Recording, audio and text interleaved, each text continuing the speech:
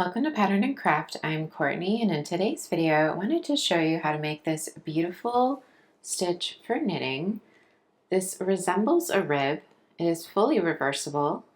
However, it does not require any purl stitches whatsoever.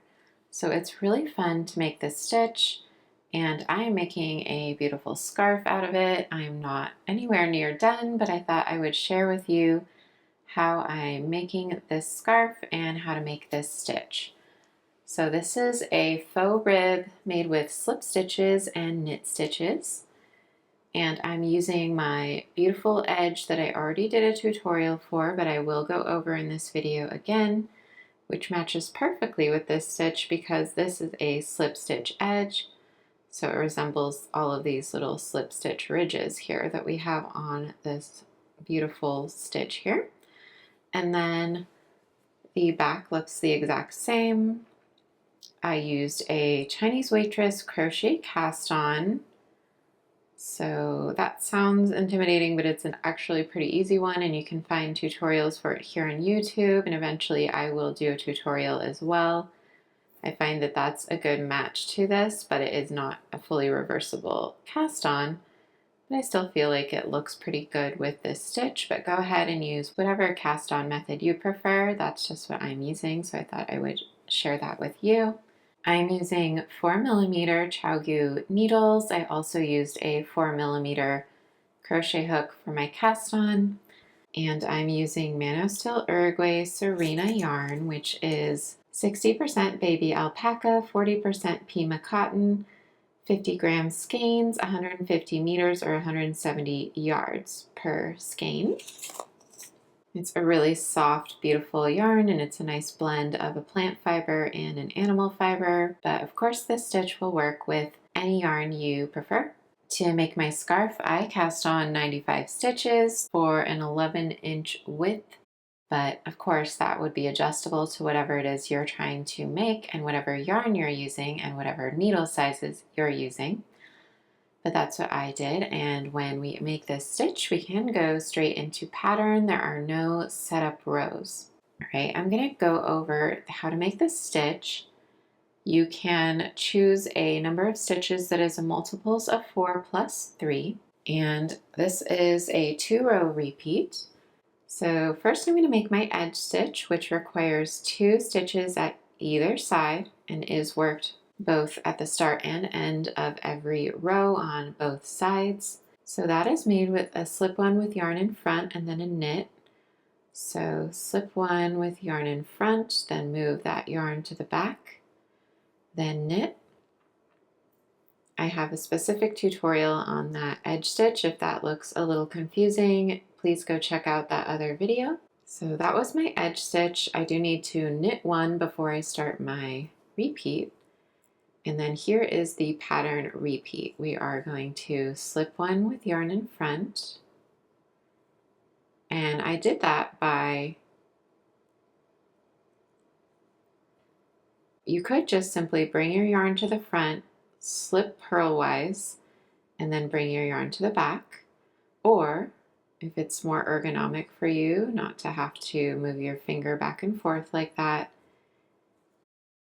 you can yarn over, slip purlwise, and then undo the yarn over while you bring it over the stitch into the back.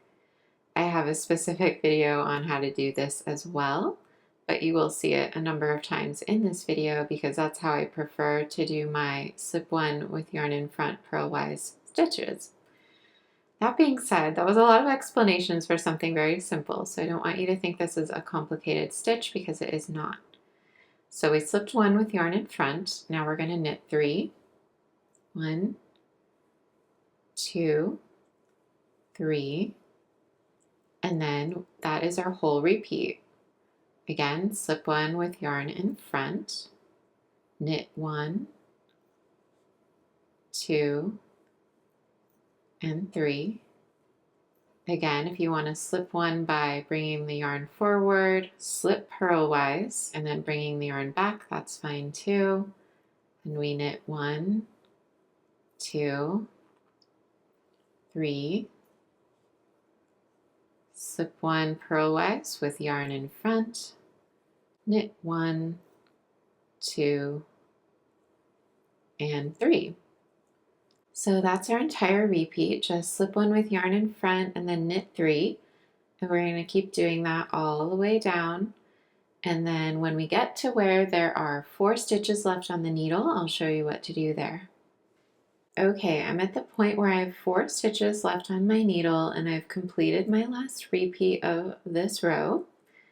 Now I'm going to simply slip 1 with yarn in front and knit 1, and then do my edge stitch, which is slip 1 with yarn in front and knit 1.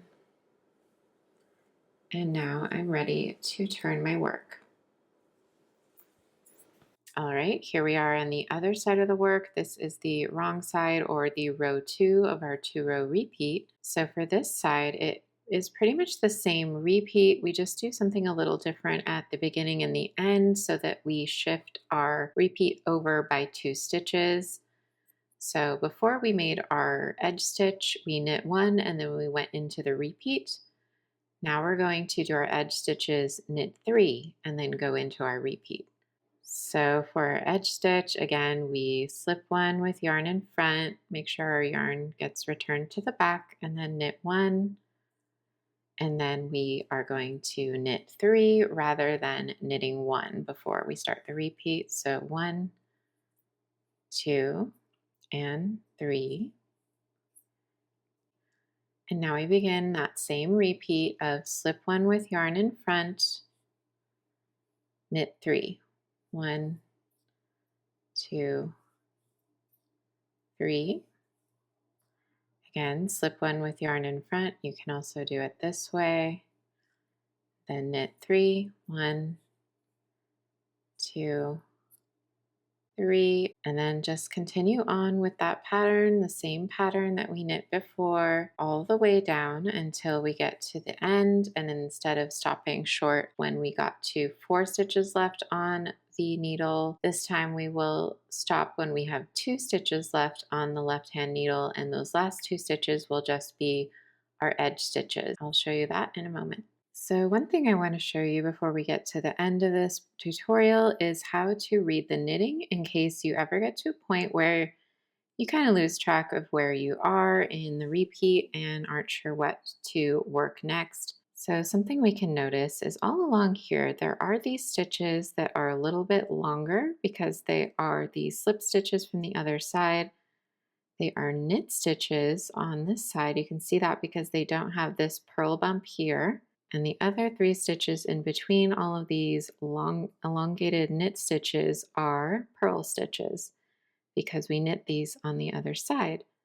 So on this side, we will make sure that our 3 knits start on one side of this elongated knit and end on the other side. So we will knit, knit, knit.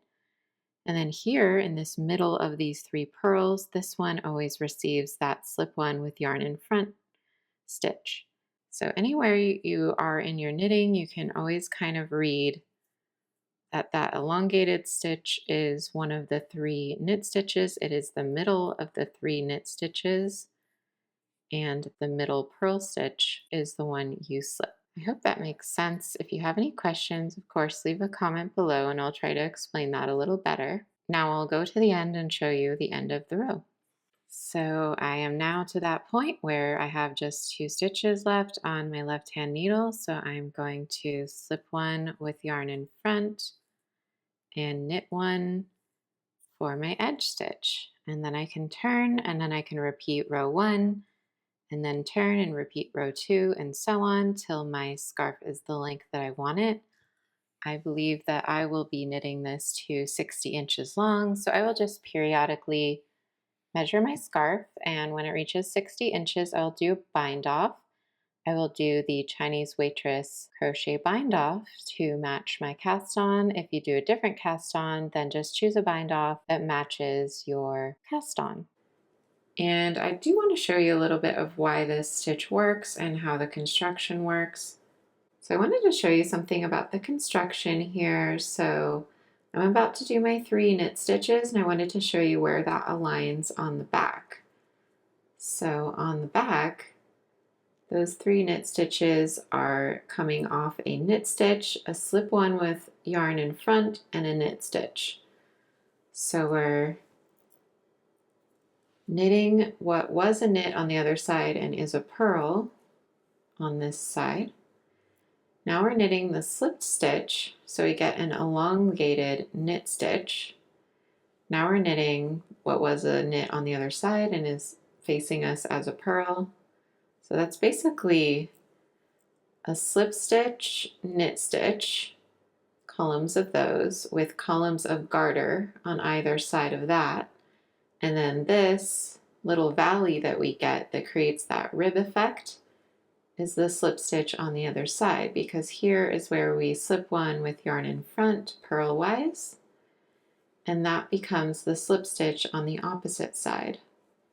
So that's how that works. That's how that creates this little ridges of beautiful knit slip stitches, and then it's just garter in between those on either side. It's a really beautiful stitch. I don't know that it would function the same as a rib as far as if we were to use it as ribbing in a cuff or a collar, but I think it's beautiful for a scarf, maybe for the body of a sweater, for cowls. It is quite beautiful in my opinion. I'm doing it with a larger needle with a lighter yarn, so I'm getting sort of an airier effect, but you could do a tighter gauge for a different look. It's up to you. So I hope you try this. I hope you enjoyed learning this new faux rib stitch that is really fun to make, doesn't require any purling, only requires knit stitches and slip stitches, and is just a joy to knit.